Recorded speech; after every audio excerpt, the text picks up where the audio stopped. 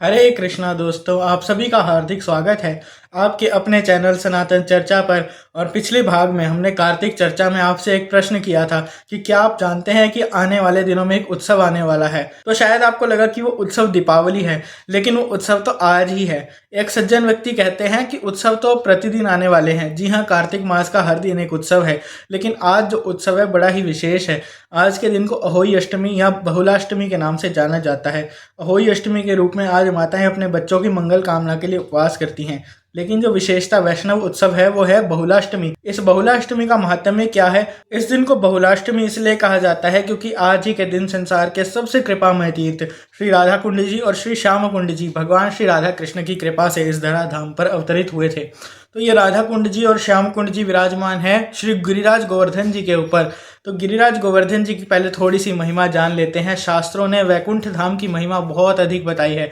वैकुंठ धाम से भी श्रेष्ठ है श्री मथुरा धाम, जहां हमारे श्री ठाकुर जी ने अपना अवतार धारण किया था। श्री मथुरा धाम से भी श्रेष्ठ है श्री धाम वृंदावन, जहाँ पर श्री ठाकुर जी नित्य लीलाएं करते हैं। नित्य निकुंज बिहारी के रूप में भगवान वहाँ पर लीलाएं करते हैं। इन श्री वृंदावन धाम से भी उत्तम है श्री गोवर्धन गिरिराज जी, जिन्हें श्री ठाकुर जी ने अपनी कनिष्ठा उंगली पर धारण किया था 7 दिन और 7 रात के लिए। इन श्री गोवर्धन महाराज जी से भी श्रेष्ठ है इन्हीं के ऊपर स्थित श्री राधा कुंड और श्री श्याम कुंड।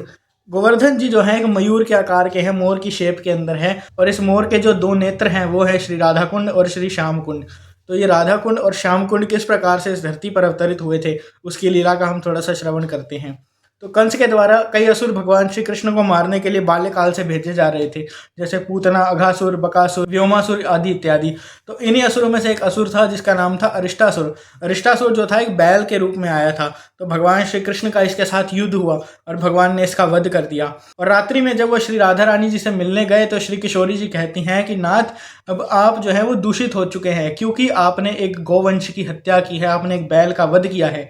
भगवान कहते हैं वो तो एक असुर था प्यारी जू, मैंने उसका वध नहीं किया है, एक बैल का वध नहीं किया है, मैंने तो एक असुर का वध किया है। लेकिन प्यारी जू कहती है कि प्रभु वो था तो बैल के रूप में ना, आपने उसका वध किया है, इसी कारण से अब आप दूषित हो चुके हैं। तब प्रिया जी का संदेह मिटाने के लिए श्री ठाकुर जी अपने पाद के अंगुष्ठ को धरती में लगाते हैं, जिससे एक गड्ढा हो जाता है और उसमें समस्त पवित्र नदियां गंगा जी, यमुना जी, कृष्णा, कावेरी, गोदावरी आदि इत्यादि सभी समाहित हो जाती हैं और एक कुंड बन जाता है। उसमें श्री ठाकुर जी स्नान करके कहते हैं, लीजिए श्री जी, अब मैं पूर्णतः शुद्ध हो चुका हूँ। और भगवान श्री कृष्ण के द्वारा निर्मित इस कुंड को कहा जाता है श्याम कुंड।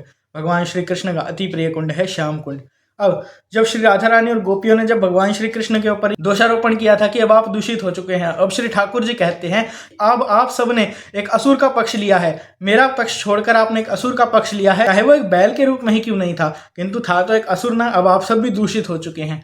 तब श्री जी ने भगवान का यह संदेह मिटाने के लिए अपनी चूड़ियाँ निकाली, सभी सखियों ने अपनी चूड़ियाँ निकाली और वहाँ पर धरती में गड्ढा करने लगी। गड्ढा करने के बाद एक बहुत बड़ा कुंड बनाया। अब वहां से लेकर मानसी गंगा तक, गोवर्धन जी में मानसी गंगा भी स्थित है जो कि भगवान श्री कृष्ण के मन से प्रकट हुई है, और मानसी गंगा से जल ला लाकर अपने उस कुंड में भरने लगी। तभी समस्त नदियां श्री जी को इस प्रकार से देखकर उनकी सेवा में उपस्थित हुई और उनसे निवेदन किया कि श्री जी, क्या हम आपकी सहायता कर सकते हैं, हम आपकी सेवा कर सकते हैं। तो श्री जी ने उन्हें आज्ञा दी कि वह उनके इस कार्य में उनकी सहायता करें। तो समस्त नदियां श्री जी के कुंड में भी समाहित हो गई और समस्त नदियों से भरने के पश्चात वह श्री राधा कुंड के रूप में प्रस्तुत हुआ। श्री राधा कुंड जी का अवतार हुआ और वह संसार के सभी तीर्थों में से सबसे श्रेष्ठ और कृपामय बना, क्योंकि श्री ठाकुर जी ने कहा कि वह उन्हें अत्याधिक प्रिय है, वह प्रतिदिन उसमें स्नान करेंगे। इस प्रकार से श्री राधा कुंड और श्री श्याम कुंड इस धरती पर प्रकट हुए। आज के दिन कई सारे भक्त गोवर्धन जी की परिक्रमा करेंगे और रात्रि के समय श्री राधा कुंड जी के, श्याम कुंड जी के अंदर पुष्प आदि भेंट करेंगे, उनकी सेवा करेंगे। और जब भगवान श्री चैतन्य महाप्रभु जी ने वृंदावन धाम का जीर्णोद्धार किया, पुनः वृंदावन धाम को प्रकट किया, तो बहुलाष्टमी के ही दिन श्री राधा कुंड और श्री श्याम कुंड को प्रकट किया था। तो आज के दिन से एक और प्रसंग जुड़ा हुआ है, वो है बहुला गाय का। तो श्रीधाम वृंदावन में एक ब्राह्मण की गऊ थी जिसका नाम था बहुला।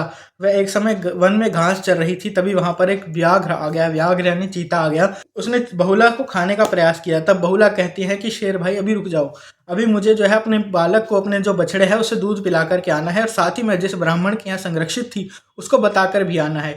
बहुविधि उस व्याघ्र को, उस चीते को आश्वासन दिलाकर जो है उस ब्राह्मण के घर पे आती है जहाँ पर उनका बछड़ा था। तो वो अपने बछड़े को अंतिम बार दूध पिलाती है और उस ब्राह्मण को भी बताती है कि अब मेरा मरण निश्चित हो चुका है, मैं वापस नहीं आऊंगी, क्योंकि अब मुझे एक व्याघ्र के पास जाना है, मैं वचनबद्ध हूँ, मेरे को वो मारकर खा जाएगा। तब उस ब्राह्मण ने और साथ ही उसके बछड़े ने भी उसके साथ चलने का निश्चय किया। ब्राह्मण कहता है कि अब मैं तो वृद्ध हो चुका हूँ, मेरा अधिक आयु नहीं है, तो मुझे खा भी लेगा तो मुझे कोई बड़ी बात नहीं है। वो बछड़ा कहता है कि मेरा तो अभी अभी जन्म हुआ है, मेरे को क्या है, मेरे को तो अभी मार दो, तुम कोई बड़ी बात नहीं होगी। वह तीनों जब उस व्याघ्र के सामने गए तो एक दूसरे को बचाकर मुझे मार लो ऐसा कहकर उसको समझाने लगे। ब्राह्मण ने कहा कि बहुला और उसके बछड़े को छोड़ दो, तुम मुझे खा लो। बहुला कहती है कि ब्राह्मण और उसके बछड़े को छोड़ दो, मुझे खा लो। और वो बछड़ा कहता है कि मेरी माँ बहुला और ब्राह्मण देवता को छोड़ दो, तुम मुझे खा लो। जब ये तीनों ये संवाद कर रहे थे तभी श्री ठाकुर जी उस व्याघ्र के समक्ष प्रकट हुए और उन्होंने कहा कि अगर वह इन तीनों को नहीं खाएगा तो चिरकाल तक उसका यशगान होगा। तब उस चीते ने इन तीनों को मुक्त कर दिया, इन तीनों को छोड़ दिया। तब भगवान श्री कृष्ण ने जब इस बहुला गाय का वचन पालन देखा तो वह अत्यंत प्रसन्न हो गए और उन्होंने आज के दिन को बहुला अष्टमी और उस वन को जिस स्थान पर ये लीला हुई थी इस वन को नाम दिया बहुला वन। इस प्रकार से बहुलाष्टमी और बहुला वन की लीला भी आज ही के दिन से जुड़ी है। आज का दिन अत्यंत ही कृपामय है। आज के दिन की आप सभी को हार्दिक शुभकामनाएं। हरे कृष्णा। श्री राधा कुंड श्री श्याम कुंड की जय, गिरिराज गोवर्धन जी की जय, बहुला वन की जय, बहुलाष्टमी महापर्व की जय। श्री राधे श्याम।